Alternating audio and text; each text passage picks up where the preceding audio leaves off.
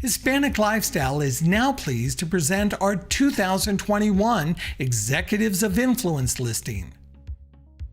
Peter Villegas.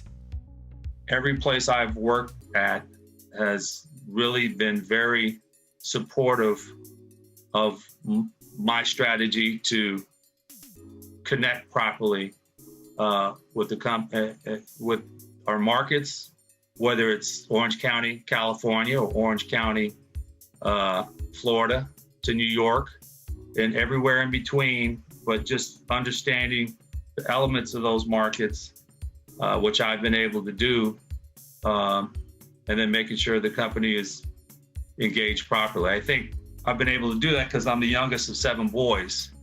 So growing up the youngest of 7, you learn to adapt very quickly. So I've been able to do that. I think another key thing for me, I was always in the major market of Southern California. Regardless of the company or industry, California, and particularly Southern California, is the major market. So there's a lot of activity. And to be able to be in a major market with a lot of activity, you get the experience, you get the connections, you get the involvement, you get a lot of benefits. And at that time, fast forward to American Savings Bank, we were acquired by Washington Mutual in 1996, I think, which was the first that kicked off years of banking mergers and acquisitions.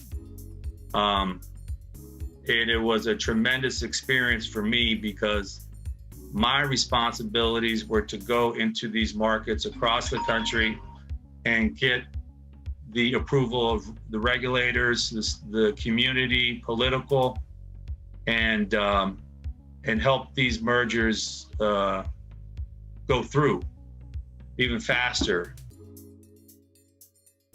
Andy Carrasco. The state of California has some very aggressive climate change goals, the reduction of greenhouse gases and pollutants. And I think one of those things that it's going to take the entire state, and those who are consumers, utilities, and others to really address. And one of the thoughts that is being thrown out there is really eliminating natural gas and the usage of the production of electricity, transportation, and even the building sector. We are looking at ways to make sure that folks are educating, beginning with our regulators, beginning with our elected officials at the state level, at the local level, to say, hold on, there is no secret one path silver bullet to this. I think if we really have to address the issue of climate change and greenhouse gas reduction, we got to take it all on, meaning all of us have to be able to bring to the table what we can all do to bring attention and reduction of that goal, quite simply put. And I don't have to tell you that, last week, and even prior to that, it was a perfect storm. You had fire season upon us, right? You've seen the wildfire. You've seen the rolling blackouts. You've seen the rolling blackouts that haven't occurred, by the way, Richard, in 2 decades, for 20 years. And we've seen cloud cover, where we know that the renewable energy space along solar and wind is very important, and we support it. But we know when the sun doesn't shine and the wind doesn't blow, you still need to be able to flip that switch, right? And so what we're saying is that we are part of the solution and not part of the problem. We can address the carbonization of our fuel, and we're doing that, by the way. Very exciting things happening along the renewable natural gas. Think about that. Collecting renewable gas that normally is going to go up to atmosphere, which is methane, is what we're talking about, right? Capturing it and using it as energy. Wendy Pineda. Believe it or not, I started when I was 11 years old. I was an entertainment reporter, the youngest in my hometown. I was born in the United States. The family joke is that me and my brother are the Mexicans of Beverly Hills because we were born there.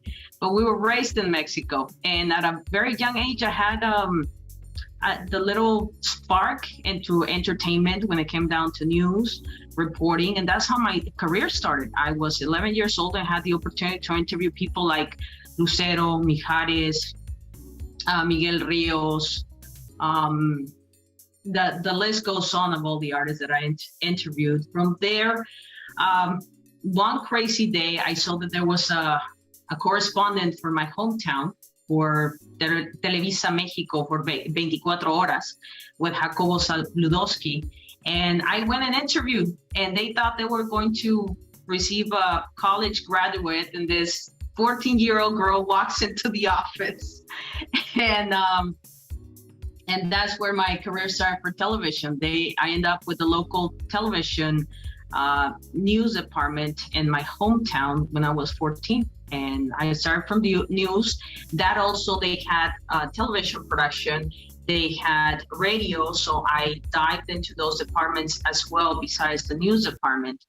And from there, I moved to Mexico City when I was 16 and became the youngest editor for Televisa Mexico. I recorded Luis Miguel en el Auditorio Nacional. Michael Ocasio. I'm a reformed banker. You knew me during my banking days, and I fell into economic development while I was a banker. I'm originally from, well, as you know, I'm just a dumb Puerto Rican kid from the Bronx. And I wound up in the land of honey and fruit here, California. I was recruited by Bank of America out of school, and I started in the bank's training program. And I was sort of raised on the credit side of the house in the bank, on the lending side, doing commercial industrial lending to small and medium-sized companies and commercial real estate lending, that sort of thing. And I banked these development corporations during my tenure at B of A. And I sort of segued or transitioned into economic development back in 2001. If you will. But as I said, I am from the East Coast originally, and I live here in the Inland Empire, the city of Redlands. I'm one of the founders. I helped create the organization back in 2001. Our program, if you will, has been around since the 60s, since 1968. So it's been around a very long time. And we were part of a larger nonprofit organization, a certified development company that gave birth to the organization. And we succeeded from that group in 2007. And again, there were 12 when we first started out. We have 7 of these development corporations are also called, under the California Financial Code, Financial Development Corporations, or FTCs is the acronym that we use. We're all 501c3s. We're nonprofit or quasi-public-private nonprofit, in that we're a 501c3. We accept donations and grants from banks and investors.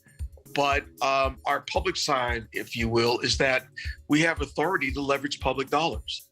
And we use that authority to fund credit to companies that maybe cannot obtain mainstream credit through a commercial bank or a credit union or a community development financial institution, something along those lines.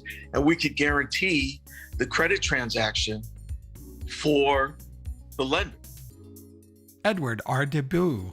I am responsible for the day-to-day operation, including design, implementation, and other strategy for the organization.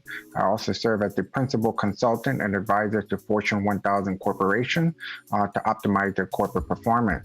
I collaborate with corporations to elevate their respective Hispanic talent, customer, supplier, and community relation strategy so that they can improve their corporate performance. I convene leaders to connect, learn, share, and network around best practices and resources to address those corporate priorities. Yeah, so I started my career in the human resource function, primarily in the talent acquisition space.